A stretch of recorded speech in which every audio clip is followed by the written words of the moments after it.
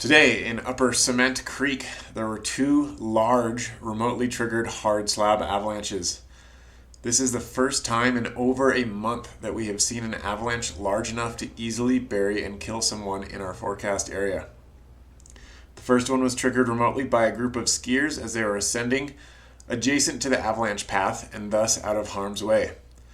The avalanche was less than a foot thick, but it entrained a decent amount of snow. I intentionally triggered the second one on my snowmobile in the same area. This wind drift was surprisingly thick, up to 3 feet deep. How are we getting slabs this thick even though it hasn't snowed in weeks? The steady northwest winds this month have incrementally drifted onto the faceted weak layers that formed during our dry spell. While all the other wind drifted slabs we've seen this week have been 10 inches or less, this one was especially large because it has a large fetch that saw a very impressive amount of wind erosion. The fetch is the terrain upstream of the wind-loaded feature. Notice how huge sastrugi features here indicate that a bunch of snow was pulled off of this terrain and loaded right onto that leeward feature. This slide pulled into a 26-degree slope, which is an unusually low angle for an avalanche.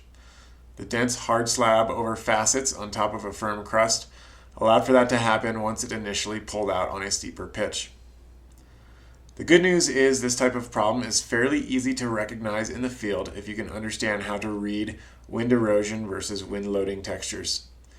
The bad news is that these hard slabs have formed over persistent weak layers, meaning that it will be slow to heal and we'll only see more and more issues like this whenever we get more snow and wind.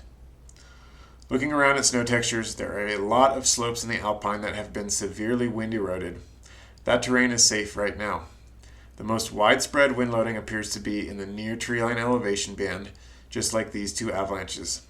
Of course, you can find pockets of wind-drifted snow above and below tree line, they just aren't as common. Drifts have potential to be large in size above tree line as well if you find a wind-loaded slope with a good fetch like this one.